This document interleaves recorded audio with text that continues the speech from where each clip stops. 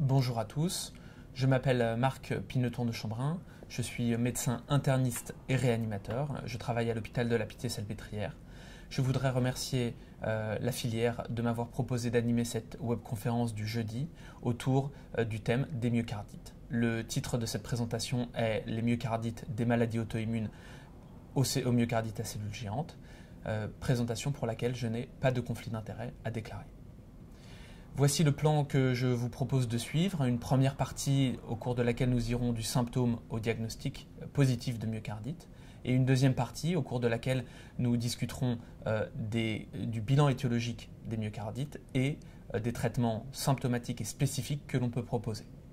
Tout d'abord, nous allons commencer par une diapositive de définition. Donc, la myocardite est une maladie inflammatoire du myocarde qui est diagnostiquée par des critères histologiques, immunologiques et immunohistochimiques. Les critères de Dallas ont été publiés en 1987 et définissaient cette maladie comme un infiltrat inflammatoire du myocarde associé à une dégénérescence et une nécrose myocytaire. Le tout n'étant pas expliqué par des lésions ischémiques. Les critères ont été modifiés à la marge en 1997. Ces critères, sous l'égide de l'OMS, ont précisé la quantité d'infiltrats inflammatoires qui était nécessaire pour obtenir le diagnostic et ont laissé la possibilité qu'il n'y ait pas de nécrose ou de dégénérescence myocytaire, notamment dans le cadre des myocardites chroniques et donc plutôt associés à de la fibrose. Dans les deux types de critères, il est important de définir le type de cellules qui infiltrent le myocarde. En effet, le type de cellule aura un impact important sur le diagnostic et sur le pronostic. Cela peut être des lymphocytes, cela peut être des éosinophiles, cela peut être des cellules géantes ou encore une infiltration granulomateuse comme sur les images que je viens de vous montrer. Un très rapide point de terminologie. En effet, les termes dans le domaine de la myocardite ont beaucoup évolué au cours des 40 dernières années et certaines définitions ont été progressivement introduites. La myocardite borderline, dont vous pourrez voir le terme si vous lisez les anciens papiers sur le sujet, a été introduite au cours des critères de Dallas et définissait cette myocardite comme un infiltrat inflammatoire qui était trop faible pour retenir le diagnostic de myocardite standard ou alors en l'absence de nécrose myocytaire. Ce terme a été abandonné et remplacé par la myocardite aiguë, infiltrat plus nécrose, ou la myocardite chronique, infiltrat sans nécrose. La cardiopathie inflammatoire correspond à une myocardite associée à une dysfonction myocardique et lorsque cette dysfonction myocardique est sévère ou associée à un choc cardiogénique, on parlera de myocardite fulminante. La cardiomyopathie dilatée est une terminologie que vous connaissez, c'est une dilatation et une dysfonction du ventricule sans cause coronaire ou anomalie des conditions de charge expliquant la maladie. Voici l'histoire naturelle de la myocardite. Un sujet sain va, sous l'action d'une agression virale, immunologique ou toxique, développer un infiltrat inflammatoire dans le myocarde, responsable de symptômes, d'anomalies biologiques électriques, le tout pouvant conduire à des complications de type choc cardiogénique, des troubles du rythme, des troubles conductifs et qui peuvent soit aboutir au décès du malade ou à l'entrée dans une maladie cardiaque chronique, soit s'amender et avec une récupération cardiaque ad intégrum. Tout d'abord, nous allons nous poser la question de l'épidémiologie de cette maladie. Et l'épidémiologie de la myocardite est une question difficile pour deux raisons, car il s'agit d'une maladie dont le diagnostic est histologique et car un certain nombre de malades, on l'a vu, vont récupérer de façon spontanée et totale et donc on passe parfois à côté du diagnostic de ces malades. Les données que l'on a dans la littérature sont des études autopsiques au Japon, en Suède et qui trouvent une fréquence des lésions de myocardite dans les autopsies inférieure à 1%. La fréquence des myocardites fatales diagnostiquées par certificat de décès en Finlande retrouvait une incidence de 0,46 pour 100 000 personnes année. Chez les militaires américains, l'incidence de la mort subite était de 13 pour 100 000 personnes année et c'était dans 10% des cas à cause d'une myocardite. Et enfin, en Finlande, au cours du service militaire, l'incidence de la myocardite mimant à l'infarctus était de 0,17 pour 1000 personnes année. Ces études ne nous permettent pas, vous le voyez, d'avoir une question précise de l'incidence, mais juste de nous rendre compte qu'il s'agit d'une maladie rare. Nous avons vu donc l'incidence de cette maladie, nous allons voir les symptômes que vous pouvez rencontrer et les complications. Donc 4 grands cadres diagnostiques, des signes cliniques, des signes électriques, des anomalies biologiques et des anomalies échocardiographiques. De façon générale, les manifestations sont polymorphes, peuvent être liées à la myocardite ou à sa cause, et plusieurs formes ou scénarios cliniques ont été définis dans la littérature. L'infarctus-like myocarditis, les insuffisances cardiaques d'apparition aiguë et progressive, l'insuffisance cardiaque chronique, ou alors les formes fulminantes, responsables de mort subite, de troubles du rythme, de choc cardiogénique. Les signes cliniques sont d'abord non spécifiques, l'asthénie, l'altération de l'état général, la fièvre, la douleur thoracique angineuse, typique d'infarctus, tous les signes cliniques que vous pouvez voir dans les insuffisances cardiaques aiguës ou chroniques, dans les troubles du rythme ou les troubles conductifs, donc des palpitations, des syncopes, et tous les signes associés au tableau de choc cardiogénique. Les anomalies électriques sont généralement nouvelles ou inexpliquées. Elles sont le plus souvent diffuses et non systématisées à un territoire coronaire, parfois microvoltées, et là encore très polymorphes avec des anomalies de la repolarisation, de la conduction ou du rythme. Les anomalies biologiques sont plus typiques, vous les connaissez, c'est une élévation des marqueurs de nécrose myocytaire et donc des troponines I, T ou ultrasensibles. Mais comme le montrent les études que je vous ai mises sur cette diapositive, même dans les formes fulminantes les plus sévères, tous les malades n'ont pas une élévation de la troponine et donc sa normalité ne doit pas remettre en cause le diagnostic. Enfin, vous pouvez trouver comme autre anomalie biologique une élévation du NT-proBNP et en cas de malade sévère, une insuffisance rénale, une cytolyse hépatique, une acidose lactique. Les anomalies échocardiographiques sont aussi des anomalies nouvelles ou inexpliquées. Elles intéressent plus préférentiellement le ventricule gauche que le ventricule droit. Elles sont parfois biventriculaires et sont plus volontiers diffuses que segmentaires. Elles consistent en une altération de la fonction systolique du ventricule que nous mesurons la plupart du temps par la mesure de l'ITV sous-aortique plus que de la FEVG. Elles peuvent être associées à une hypertrophie du ventricule, parfois une dilatation dans les formes un peu plus chroniques, et la présence d'un épanchement péricardique est possible. Encore une fois, cet examen peut être normal et donc sa normalité ne doit pas remettre en cause le diagnostic, notamment dans les formes très précoces. Tout cela peut conduire à des complications et des formes graves qui font toute la gravité de cette maladie, des troubles du rythme et de conduction responsables de mort subite ou d'orage rythmique, le choc cardiogénique, la tamponnade. Au maximum, vous pouvez avoir, comme chez ce malade, un tableau d'akinésie ventriculaire qui va nécessiter le recours à l'assistance circulatoire extracorporelle.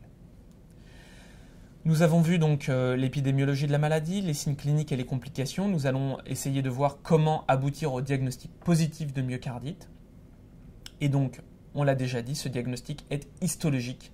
Et donc la biopsie endomyocardique est le gold standard du diagnostic. Mais il s'agit d'un geste invasif, avec des complications qui sont rares mais qui peuvent être graves et conduire au décès du malade. Et elle est en fait rarement pratiquée. Dans cette étude sur 15 ans aux États-Unis, 22 000 hospitalisations pour myocardite n'étaient associées que dans 5% des cas à la réalisation d'une biopsie endomyocardique. Et donc, il faut réussir à faire le diagnostic sans cet examen. C'est pour cela que la Société européenne de cardiologie a proposé le concept de clinically suspected myocarditis que nous allons appeler le syndrome de myocardite. Le syndrome de myocardite est défini par un signe clinique au moins et un signe paraclinique au moins parmi ceux que nous avons déjà vus au cours des diapositives précédentes, et ce en l'absence de sténose coronaire significative et en l'absence de causes alternatives expliquant la symptomatologie. Il y a une notion de diagnostic d'élimination dans le syndrome de myocardite. Les manifestations cliniques sont celles que nous avons vues et les anomalies paracliniques sont celles que nous avons vues parmi les anomalies électriques, biologiques, échocardiographiques et en plus les anomalies IRM. Et effectivement, l'IRM cardiaque est un outil majeur dans le diagnostic des myocardites chroniques et stables. C'est un examen qui ne doit pas retarder ou interférer avec la prise en charge des malades graves et qui n'est pas substituable à la biopsie endomyocardique selon les recommandations internationales.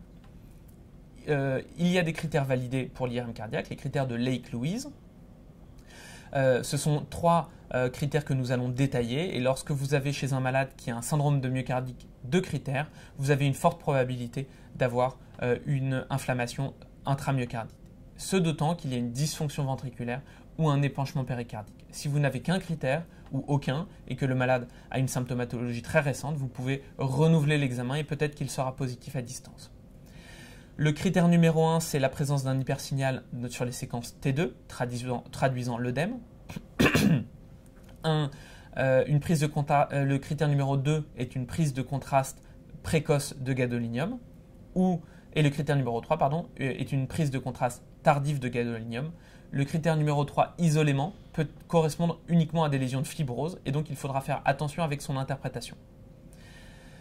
Enfin, donc la question reste la place de la biopsie endomyocardique dans le diagnostic, puisqu'il s'agit quand même du gold standard pour le diagnostic positif, mais également pour le diagnostic étiologique, nous le verrons dans la deuxième partie. Il s'agit d'une recommandation forte des sociétés savantes, d'une classe 1, mais qui est basée sur un très faible niveau de preuve. Elle est recommandée dans le syndrome de myocardite, et elle est recommandée notamment dans les patients les plus graves présentant un choc cardiogénique, une insuffisance cardiaque aiguë, un orage rythmique ou des troubles de conduction. Il s'agit d'un examen que l'on fait par voie percutanée, plus volontiers en biopsiant le ventricule gauche par voie radiale ou fémorale ou le ventricule droit, et cela peut être guidé en fonction des résultats de l'IRM cardiaque. Elle permet d'obtenir de petits fragments myocardiques et il se pose la question de la rentabilité de l'impact thérapeutique de cet examen. Comme dans cette étude sur 850 insuffisances cardiaques de cause indéterminée biopsiées, la rentabilité du diagnostic était uniquement d'un quart et les modifications thérapeutiques chez uniquement 23% des malades. Il s'agit encore une fois d'un geste qui a des complications, entre 1 à 5% des procédures, dont certaines perforations ventriculaires qui peuvent conduire au décès du malade. Et donc ce bilan diagnostique positif va aboutir à plusieurs niveaux de certitude dans le diagnostic de la myocardite, des malades qui auront un diagnostic purement clinique, d'autres un diagnostic clinique et IRM, et enfin certains avec un diagnostic formel histologique. Et il faudra faire le bilan étiologique de chacun de ces niveaux de certitude et traiter ces malades même si vous n'avez pas de diagnostic formel. Dans tous les cas, il faudra éliminer l'infarctus. C'est probablement un des éléments les plus importants de cette présentation. Il faut éliminer l'infarctus même quand vous êtes certain que le malade a une myocardite, car on peut se faire toujours piéger. C'est un peu l'embolie pulmonaire de l'interniste. Il faudra éliminer aussi les cardiopathies valvulaires, rythmiques et autres, mais ça généralement c'est plus facile à faire. Et donc, nous avons vu l'épidémiologie de la maladie, les symptômes, nous avons vu le moyen d'en faire le diagnostic, nous allons discuter de son pronostic. La probabilité de survie à 10 ans des malades avec une myocardite prouvée est de l'ordre de 75% chez les malades tout venant. Elle est plus basse lorsque vous avez une insuffisance cardiaque que lorsque vous avez uniquement une douleur thoracique. Elle est à peu près identique que vous répondiez ou pas aux critères de Dallas et elle est évidemment plus basse lorsque vous avez une forme fulminante de la maladie avec à 7 ans 50% des malades qui ont une incidence cumulée de décès de cause cardiaque ou de transplantation comparativement à 10% dans les formes non fulminantes. Elle est aussi fortement impactée par le sous-type histologique des malades. Et alors, sur cette diapositive, vous voyez que lorsque vous avez une myocardite à cellules géantes, la probabilité de mortalité ou de transplantation à 3 ans est de l'ordre de 80% contre 40% pour les causes éosinophiliques et lymphocytaires. Les malades ayant une myocardite ont tendance à récupérer, soit sous traitement, soit spontanément, notamment lorsqu'ils ont une forme fulminante. Vous le voyez sur cette diapositive, entre l'admission et la sortie de l'hôpital, il y a une majoration très importante de la fonction du ventricule gauche, que les malades aient une maladie fulminante ou non fulminante. Et cela est particulièrement vrai dans les causes virales, comme vous pouvez le voir sur la partie droite de la diapositive, avec des myocardites virales fulminantes qui récupèrent de façon très importante et assez précocement. La dernière question est, les malades récidivent-ils? Sur cette étude de codage, on a une probabilité de récidive à 10 ans qui est estimée aux alentours de 10%. Et la deuxième question est, est-ce que les malades vont passer d'une forme aiguë à une maladie chronique? Il y a peu de données pour répondre à cette question, mais cette étude de 2004 permet d'en approcher la problématique. Ils ont biopsié des cardiopathies dilatées idiopathiques et ont recherché le génome viral dans le myocarde. Vous aviez un tiers de malades qui n'avaient pas de génome viral et 2 tiers des malades qui avaient un virus retrouvé, traduisant peut-être le fait que la cardiopathie dilatée soit en lien avec une infection virale chronique ou alors avec l'induction par une infection virale chronique d'une réponse immunitaire déraisonnée, donc le passage d'une maladie virale à une maladie auto-immune. Voilà. Au cours de cette première partie, nous avons vu que la myocardite est une maladie rare, notamment dans ses formes graves, qu'elle est responsable de symptômes cliniques, électriques, biologiques, qui peuvent se compliquer de chocs cardiogéniques, de troubles du rythme et de troubles de conduction, que le diagnostic est difficile car il est histologique et que l'on se servira alors du syndrome de myocardite et de l'IRM cardiaque pour aboutir à un diagnostic positif, et que l'évolution peut être spontanément favorable chez certains malades qui ont notamment des myocardites virales, mais qu'un certain nombre de malades vont avoir des formes graves qui peuvent conduire à leur décès ou l'entrée dans une maladie cardiaque chronique.